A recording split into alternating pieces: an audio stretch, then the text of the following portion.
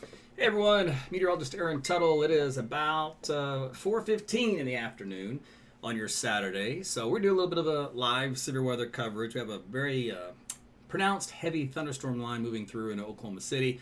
So we're taking a look at that, take a look at the latest forecast as far as how much flash flooding we might be getting here across town. Those of you folks elsewhere over the state will take a look at your forecast as well. Worked on this afternoon my social media outlets, trying to get everything working. So worked out all the bugs in the new software, and everything looks like it's working good. And for the first time in what I've been wanting to do for years, you guys on Instagram are getting a live broadcast. So you have to understand it, in the world of social media landscape, you had to make a choice. And this is back in the day. You got to go horizontal, for HD, or you got to go vertical. Well, there wasn't much vertical back in the day. It was all horizontal because that's the way the TV was. And we're doing maps like this for weather, radar maps. You have to see the whole picture, right? So it just didn't fit that scenario. Now I have a workaround where I've devised. I was like, how did I think of this earlier? So what you can do now on Instagram is, even though the video is still vertical, I have flipped it for you to be horizontal like this, but you just turn your phone around. All right. So if your phone around, just lock your phone. Like if the screen wants to rotate, just lock it so it doesn't rotate. And now you can watch on Instagram. And then as I get the permission from the lords at TikTok, etc., then I can start to do that as well. But anyway, so now you go. I can do a lot more live broadcasts throughout all social media landscapes. I was kind of limited in the early days because of what we had out there, and then also with let's just call it bandwidth. I didn't have fiber, so I wasn't able to gig up and down to cover all the different outlets as well. But now I've got that, so we're good to go here. AT's weather. So make sure you tell your friends and family that just like Instagram only for whatever reason. That's fine. And if other platforms come up there, obviously that allows this kind of stuff, I can add those too, because I've got unlimited resources now to be able to do that for you. So check it out. Give me some feedback there on Instagram. Hit the comments and stuff. Tell me what you like. Make sure it's working good for you. If you have any problems with the audio, whatever, just let me know as well.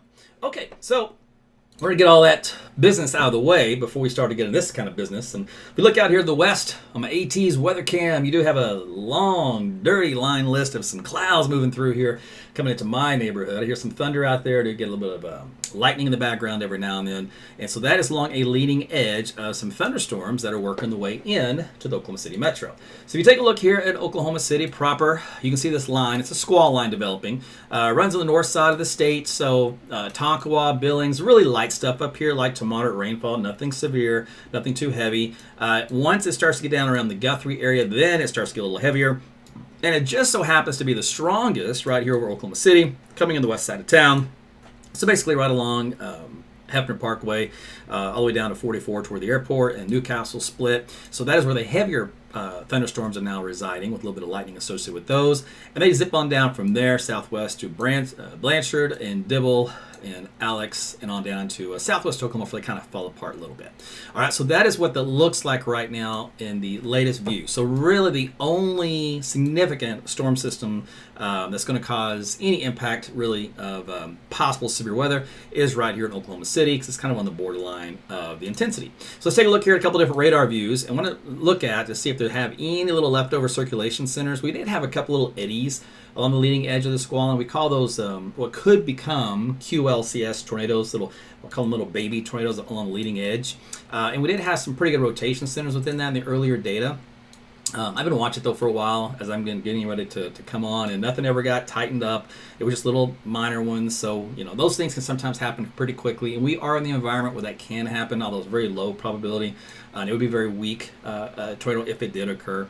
So they're not really, overly expecting that kind of an outcome. What we're really focused on right now is going to be the heavy rainfall. It's going to lead to some flash flooding for the weekend. And so that's what this forecast is mainly going to be on. We'll take a look at the severe weather aspect of it as well. But I want to kind of give you a heads up. So if you're going to be out in the metro for the rest of this late afternoon and evening, you are going to be experiencing these heavy lines of showers and storms. And you're going to have a little bit of lightning, again, heavy rainfall, make it difficult to see on the roadways.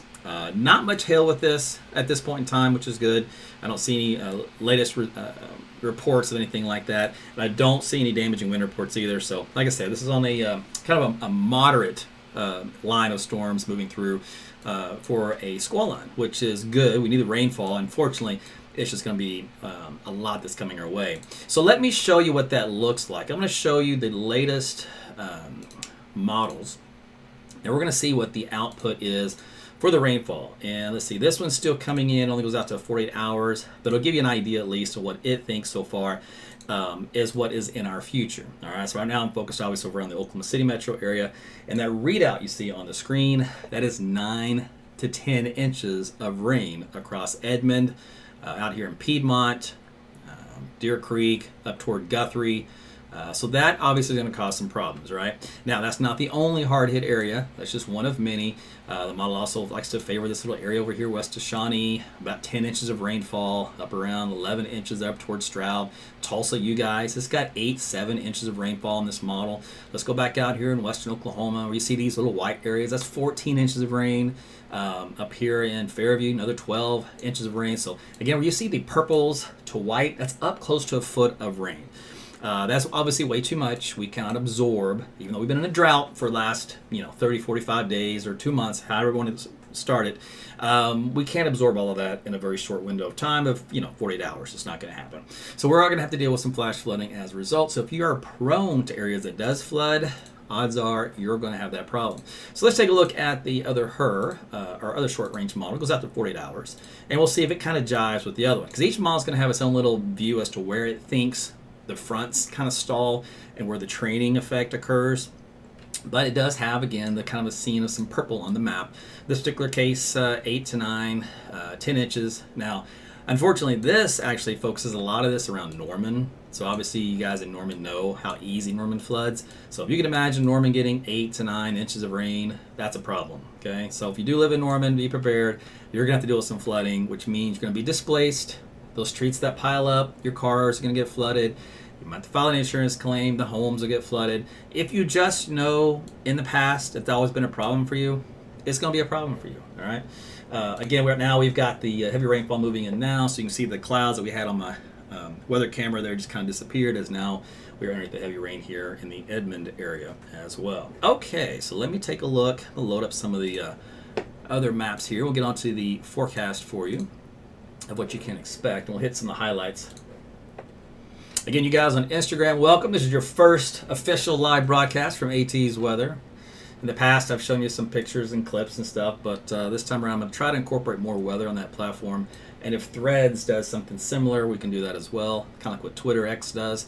Okay, so here's a look at the rainfall amounts from the National Weather Service here. This was posted earlier today.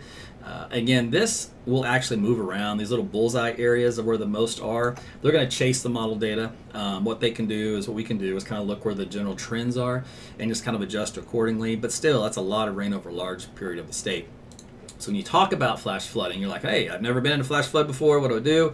Basically, you get to higher ground, right, as fast as you can. You don't want to drive over flooded roadways because you don't know if the road was washed out, especially near a creek. If you're around, some terrain that's outside of a city, obviously, if you're right in the city, your odds are your road's not going to be washed out, but you'll stall. But if you are, however, outside the city, you don't know where you are, and that road could easily be gone. And if it's near a river, a creek, or a stream, obviously you're in trouble. And obviously keep your phone with you charged up. Let's go with the severe weather risk for today. There's a very low potential for tornadoes. Like I said, those are weak ones if we do see one. Otherwise, quarter-size hail, so hail's not that big today. That's good. Wind speeds up between 60 and 80 miles per hour, and that is mainly for central Oklahoma down to the southwest. As I said, for the tornado risk, quite low and mainly focused in this area, bounded by the I-44 corridor from Wichita Falls to Lawton into the Oklahoma City metro area. And, of course, timing, well, it's already here. Let's go to the severe weather risk for Sunday. Now, it ticks up just a little bit for the tornado potential on the low side versus very low. Hail, though, still on the low side of a quarter, and winds about the same from 60 to 80 miles per hour. All right, let's see for Sunday. The tornado potential here in the green is for the low, and very low up here in northwestern and northern Oklahoma. And then on Monday, the storm system will be making its way out of the state, but it will take some time. And so we'll have some lingering severe weather here across central Oklahoma. That may be for the morning hours. We'll look at the timing on this, and then points to the east. So that's the way things are going right now here across central Oklahoma as far as timing goes, what you can expect. We'll talk about Oklahoma or the Tulsa area as well. It's pretty much the same. It's not going to be too crazily difficult or too crazy different. Flash flood watch in effect. All right, so that goes through 6 p.m. Monday. So that's obviously a long period to have a flash flood watch. where they're talking about rainfall amounts could be in excess of 10 inches in some areas. So flooding will be the big highlight for this weekend. Obviously, they're calling for a lot of the area of the rain in the red, which means over 6 to 8 widespread. For their severe weather threat today, again, not much happening here for the Tulsa area or southern and eastern Oklahoma. It's all here in central and west. As far as the timing goes for tomorrow, it will shift to the east, especially during the afternoon and evening hours. They have a limited tornado potential. In other words, it's on the low end.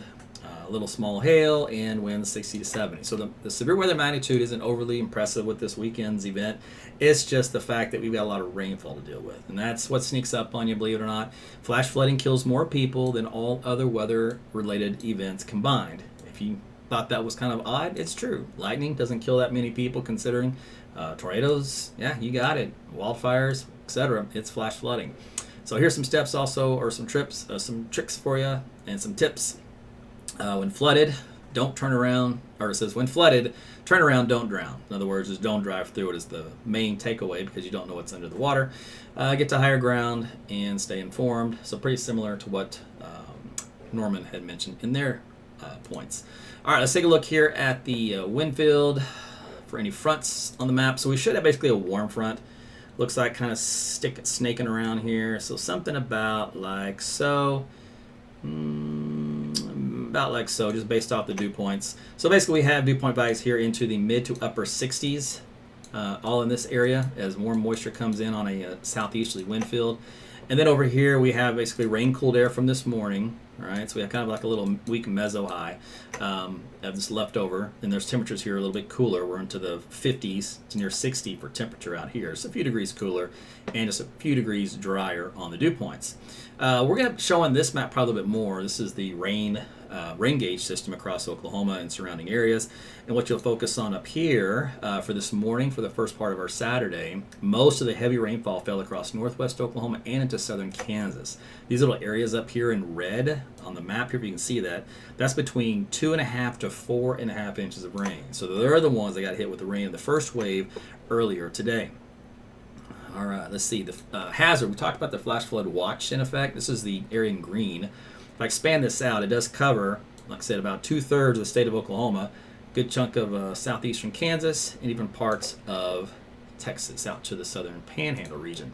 If you look at the satellite viewpoint here for right now, you do see this band of clouds, quite tall. The taller they are, the brighter the colors you see here. It indicates the higher the cloud tops, therefore the stronger the thunderstorm that's developing and producing the rainfall. But you can see how this is the tail end of it here that's moving into central Oklahoma. So this is the first wave of what, again, will be more that will come in from the west. The shear profile in the atmosphere, this is our hodograph, which actually is a pretty good favorable hodograph for spinning of the atmosphere, in other words, for anything to rotate aloft. But if we do look at historically, climatology, for any particular impacts for developing tornadoes, and we do the checkbox here and all these little whisker plots, it's just barely even in the outliers. So that's good, which means the environment today is this much supportive of seeing anything when it comes to a tornado. All right, in other words, it's almost a deal where you could not even bother to say it or mention it, but it's one of those deals where if you did and all of a sudden a freak thing happened, everybody's going to say, hey, there wasn't anything about tornadoes. Well, that's because the environment is barely supportive of it. So that's good news. You don't want the environment, obviously significantly supported, so we'll take that. All right, so let's go to the forecast part of things, and we'll break that down for you. So let me back this up here. We're going to show you a couple of different models of how things ought to progress. We'll start with the HER first. This is our model that goes out 48 hours. So as we go through time here today, again, we're about 4:30. So from 5 o'clock, you can see how those storms are here across central Oklahoma and kind of anchoring across I-44 and I-35. As we head into the evening hours, you guys in Tulsa, even though things are mostly quiet now, you'll start to get some rainfall developing in your area around 8 o'clock. And 9 o'clock, you'll start to see those showers and thunderstorms working through you. We're still got some rain here in the city, Oklahoma City, and on down south into Texas, and also down toward Dallas and out toward the Panhandle. Another batch of showers and storms are developing there late this evening. And there's midnight, beginning to bring those back in across the same areas. This is where you're going to get some really heavy rainfall overnight at this period of time. You can see this little squall line continues on into North Texas, from Wichita Falls up to Lawton, then back down south toward Graham and Abilene. There's 2 a.m., so there's some heavy rainfall in Oklahoma City. This is where we're probably going to get the flash flood warnings going off while the time you're sleeping at night. It is what it is. Nice little comma head structure to the clouds, to the radar imaging, as what the model is foreseeing to occur. Again, that's indicative of a mesolow. And what that basically means is we're kind of the center part of this system. So sometimes you get some damaging wind in this region, and you get the heavy rainfall. And then out here along this leading edge, you can get sometimes some QLCS tornadoes that will develop within that. Anyway, there's 3 o'clock in the morning. Here's 4. Here's 5. So it doesn't really go too far south in North Texas. Kind of stays north mostly of Dallas-Fort Worth. There's rainfall for the rest of the state overnight tonight into tomorrow morning in southern and southeast Oklahoma as we go through time. And then there's tomorrow on Sunday. You can see more rain. It didn't really stop. Did you notice that? It lulled maybe a hair and then it picked right back up. We're at 3 o'clock now on Sunday afternoon. It is still raining. Now that heavy rainfall there at 6 p.m. Sunday is finally moving east of I-35. So that means now for most of Sunday it's a washout until you get east of I-35 in the evening, and then everything starts to dry out west. But you still got the rainfall going heavy in that fashion out to the east, with more down to the south. There's another wave there for Sunday night and a Monday that develops in southern Oklahoma that creeps northward again. It looks like almost a repeat performance, doesn't it? Does it look like the same thing over and over? It's almost like I just went in reverse, but instead I'm going forward in time. There's Monday morning, and there's those, remember, the little weak threat of severe storms here in central and eastern Oklahoma with that activity. All right, and that stops us at Monday at noon. So with all that rain, and I kind of showed you earlier with one of the other things show you through output, but let's take a look at this one as well. Just kind of give you an idea of what it thinks rainfall amounts can do, and each one's going to vary. These models update several times a day, and every time they do, they change a little bit. So what you kind of look for trends, in the overall big picture of things. But it's still, like this one had that 9 inches or so of rain across the Norman area in southern and southeast side of Oklahoma City, back down toward Lawton, and it's around 7 there. There's little pockets here of deep orange. That's where it's around 9 to 10 inches. Where it's yellow, it's around 4 to 5. That's up through Tulsa, up to Bartlesville, etc. The lightest amounts, again, is out here in the northwestern part of the state from this point forward for the Panhandle and northwest Oklahoma. So that means we do get a lot of much-needed rainfall. It's just a lot of rainfall to deal with. Okay, let's go to the other high-resolution model. It does pretty good. Use that a lot in the forecasting. All right, there's our little line here, and it actually diminishes it. Notice how it kind of comes in strong and then poof, weakens it quite a bit. 7 o'clock, kind of falls apart. And we'll look at the radar here again in a minute. Let's go into the evening hours, 11 o'clock. All right, so there's still more activity developing overnight into the evening hours. And there's that squall line develops out west, moves east little by little, 2, 3 o'clock in the morning. This is like a big heavy rainmaker, looks like to me. And yeah, sometimes you get those little QLCS baby tornadoes spin up along the leading edge, but otherwise just a big rainmaker, 6 o'clock in the morning for our Sunday. And then that line starts to finally dissipate and move away around 9 and 10 o'clock. But just as that does, we get a little bit of a break in central Oklahoma, and then the next line kicks in out to the west. And then that starts to kick in around noontime for Oklahoma City. So there's another heavy round of rainfall that moves in. Same thing for Tulsa for the afternoon on Sunday. So you do get at least a few hours here and there this weekend where you can squeeze out some dry air, dry weather. But otherwise, it's still hit and miss, and it still continues off and on across the body of the state. Here's Sunday night and a Monday morning.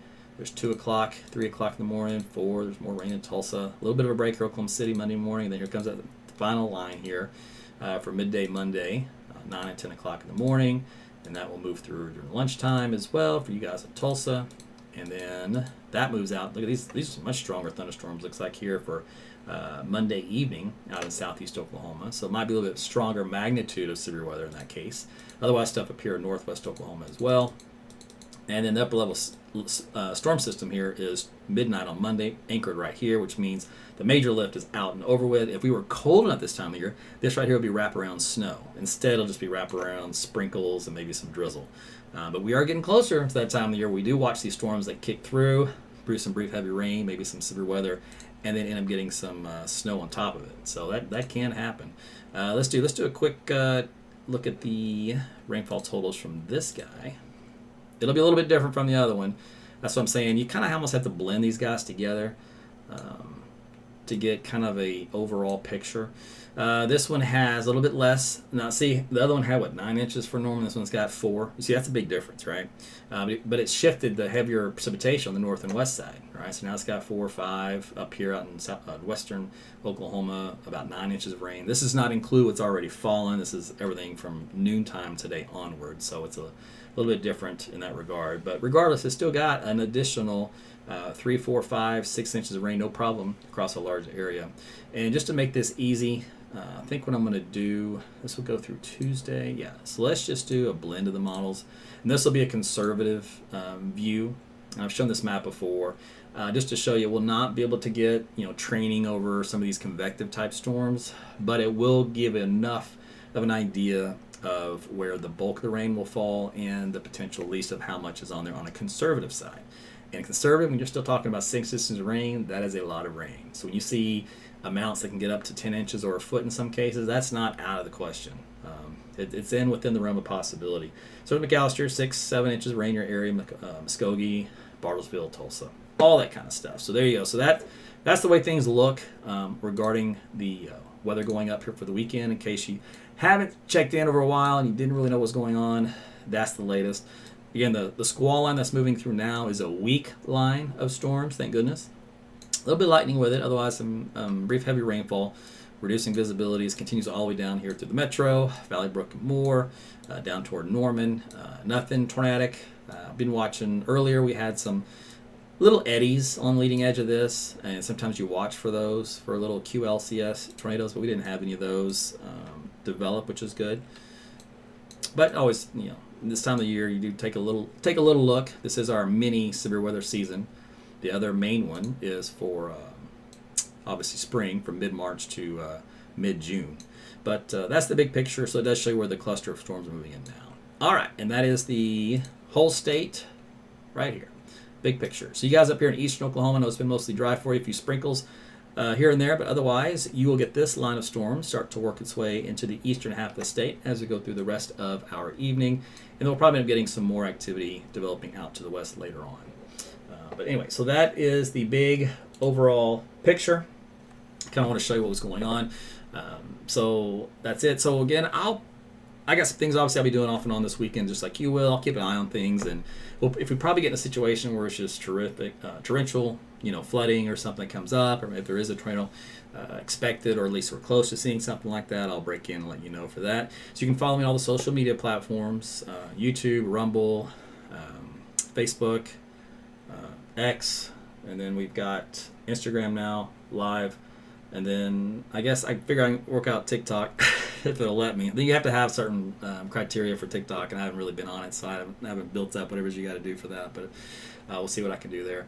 And then other platforms, as they come online, we can get those going too.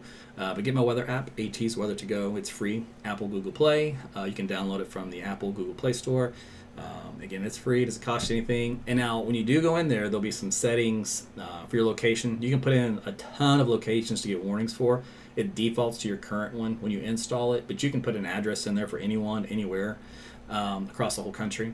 And it'll send you alerts, custom alerts for that location. So, for example, if a tornado was coming and you have, kids in Tulsa and you live in Oklahoma City, you can put their address in, from the X or whatever. And then that way, if a tornado's coming, you're going to know about it. You can wake those kids up. But anyway, so that's kind of an example of how you can use that. But when you go into each of those names, you can hit the edit button. So when you go into locations in the phone, there's a tutorial, by the way, in the app, in the menu on the bottom. It'll say app tutorial. But in there, you can click on your location and hit the edit button. And there's a lot of warnings in there. You can turn all those off if you want. To be honest, I turn all mine off except for tornado, and I think I have flash flooding, and I think I have one other one on there. Otherwise, I really don't care. So some people tell me, dude, I like your app, but I don't like getting woken up at 2 in the morning because there's a wind advisory. I said, I'm with you. I turn those things off. He goes, well, how do you do that? I said, man, you got to poke around. So watch the tutorial. But anyway, so that stuff's on there. You can do your own storm tracks on there. You can see what's inside the storm. You can see if it's got hail, wind, tornado. There's a lot of things on there. You just got to touch stuff. And you're not going to break it. So anyway, that'll help you out. And again, you guys on Instagram, welcome. Make sure you tell your friends and family. That's another way you guys can watch me on there now. That should be working here on out for every broadcast that I do. And most of those I only do for covering severe storms. It's mostly tornado related. And then we'll do sometimes some weather forecasting, right, discussions. So that can be usually in the evenings around 9:30 if I do those. Anytime I usually do the like weather updates around lunchtime for Monday through like Monday through Wednesday. I usually do those on Facebook Live. That's usually where I do those because I'm in my car. It's just my phone, so that's all I have, and I do it. But if I'm in my home office, I'll do it across all platforms because I can use the computer in my office here at home and do it on everything.